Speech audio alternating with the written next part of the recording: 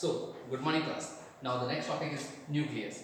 So, what is nucleus? Nucleus cell के अंदर present उसका ब्रेन है. क्लियर? तो बात करते हैं न्यूक्लियस की. It is the largest and most conspicuous cell organelle which was first described by Robert Brown. It is the controlling center of a cell. It is composed of 80% protein, 12% DNA, 5% protein and 3% lipid molecule. ये इस तरह से बना होता है. इसके चार parts होते हैं. अगर मैं सेल एक डीएनए की बात करूं तो डीएनए के चार पार्ट होते हैं. नॉर्मल सेल हो गया, सेल के अंदर का डीएनए. ये जो डार्क रीजन है इसे कहते हैं न्यूक्लियोलस, जो कि ये एक न्यूक्लियस को बाहर निकाल के दिखा दिया. बाहर पड़ा लिक्विड न्यूक्लियोप्लाज्म.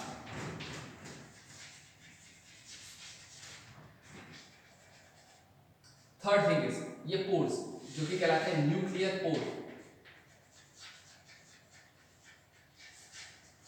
और न्यूक्लियर पोर किसमें होंगे? न्यूक्लियर पोर होंगे एक पतली सी लेयर में, जिसे हम कहते हैं क्या? Nuclear membrane.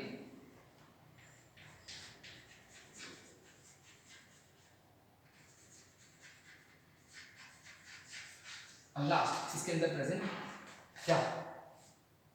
न्यूक्लियोलस. तो nuclear pore, nuclear envelope, nucleoplasm and nuclear cell. Now एक चीज इसके अंदर और होती है, डीएनए, जो कि हमें मिलता है क्रोमैटिन के फॉर्म में. तो शुरू करते हैं करके. सबसे पहला nuclear envelope. It is the outermost layer of a nucleus which is slightly penetrable. बहुत छोटी छोटी पेनिट्रेबल लेयर होती है. ये एक सिंगल लेयर है जो कि जिसमें खूब सारे पोर्स होते हैं, जिन पोर्स को कहा जाता है क्या? Nuclear pore. इसे कैरियोथीका भी कहा जाता है. कैरियो यानी न्यूक्लियस, थीका यानी कवरिंग. नाउ ये काम करती है न्यूक्लियस को एक शेप देने की, न्यूक्लियर मटेरियल को अंदर के अंदर रखने की, उसे बाहर ना जाने देने की. तो इसके थ्रू ही एमआरएनए बाहर आ सकता है. यानी कि जो डीएनए से एमआरएनए बनता है, डीएनए से आरएनए बनता है, आरएनए जो बनता है वो बाहर आ सकता है. क्लियर?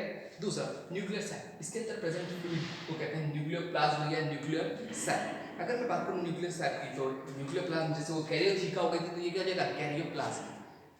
इसका काम है आयंस प्रोवाइड करना, एंजाइम्स प्रोवाइड करना या बेसिक मटेरियल प्रोवाइड करना डीएनए से आरएनए बनने के लिए, डीएनए के काम करने के लिए या डीएनए के खुद के बनने के लिए जो मटेरियल प्रेजेंट होगा वो न्यूक्लियोप्लाज्म में प्रेजेंट होगा. तीसरा क्रोमैटिन फाइबर्स. अगर आप यहाँ देख रहे हैं तो यहाँ पर मैंने क्रोमोसोम्स बना रखे हैं. Chromatin fibre long strands of DNA होते हैं जो कि आपस में कन्वर्ज हो जाते हैं at the time of the interface and then they form like a chromatin fibre और क्रोमोसोम्स. नाउ फोर्थ बात करते हैं क्रोमोसोम्स की.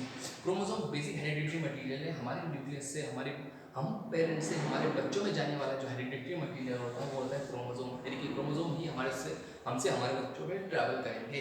नाउ बात करूं क्रोमोसोम्स की, तो क्रोमोसोम चार टाइप के होते हैं. पहला क्रोमोसोम होता है मेटासेंट्रिक. इसके दोनों आर्म्स इक्वल होते हैं. ये बीच का हिस्सा कहलाता है क्या? इसका बीच के हिस्से को कहते हैं सेंट्रोमियर. अगर ये दोनों आर्म्स इक्वलाइज्ड हुई तो ये कहलाएगा मेटासेंट्रिक.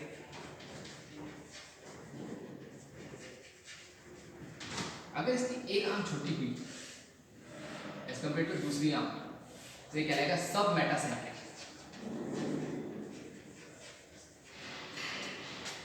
थर्ड केस, अगर ये आर्म हद से ज्यादा छोटी हो गई तो ये कहलाएगा एक्रोसेंट्रिक.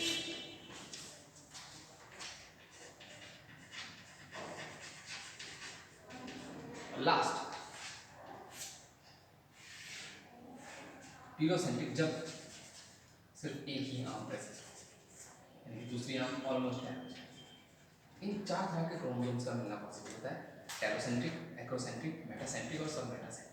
ठीक है ना? ये अलग अलग क्रोमोसोम्स अलग अलग काम करते हैं. क्रोमोसोम्स क्या होते हैं? Chromosomes are the compactly formed DNA molecules जो कि हमारी बॉडी के पार्ट्स, हमारे बॉडी के कैरेक्टर्स को कंजर्व करते हैं या दूसरी तरफ में लेकर चलते हैं. अगर मैं क्रोमोसोम को खोलूं तो कुछ इस तरह से ये बिल्कुल हैवी कॉइल स्ट्रक्चर होगा, जिसे जब मैं एक्सटेंड करूंगा तो ये इस तरह से मिलेगा और लास्ट में इस तरह से क्या निकलेगा? डीएनए. तो डीएनए के कॉइलिंग होने से ही क्या बनता है? क्रोमोसोम बनता है. इससे ये हल्का कॉइलिंग होगा, इसके बाद फर्दर कॉइलिंग, फिर फर्दर कॉइलिंग. ठीक है ना? तो डीएनए का पार्टिकल ही क्रोमोसोम्स का फॉर्मेशन करता है. स्मॉल सेगमेंट ऑफ डीएनए जो एक कैरेक्टर को कंट्रोल करके रखता है उसे कहते हैं हम जीन। क्या कहते हैं? जीन।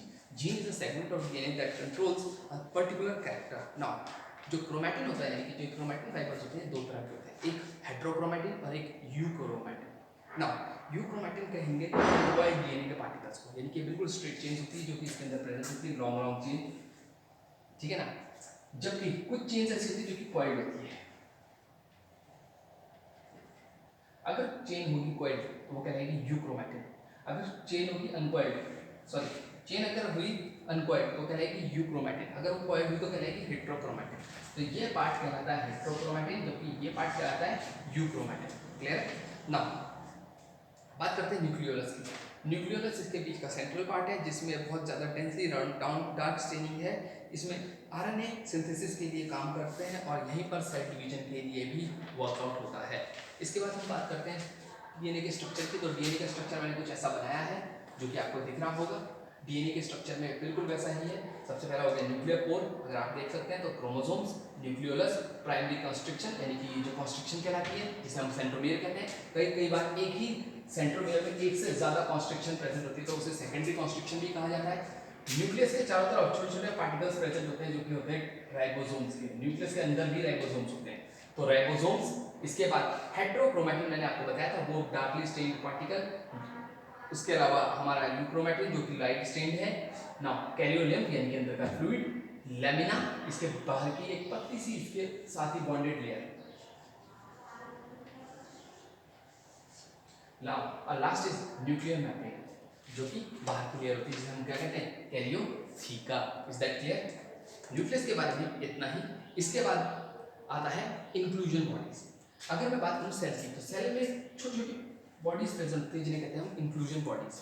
ये बहुत ही ज़्यादा स्पेसिफिक हाईली माइन्यूट बॉडीज होती है जो कभी कभार कई चीज़ों को स्टोर कर रखती है। ये कभी फूड को स्टोर कर लेती है, ये कभी पिगमेंट्स को स्टोर कर लेती है, ये कभी किसी फैट को स्टोर कर लेती है, कभी ये लिपिड्स को स्टोर कर लेती है, कभी ये माइटोकॉन्ड्रिया को स्टोर कर लेती है।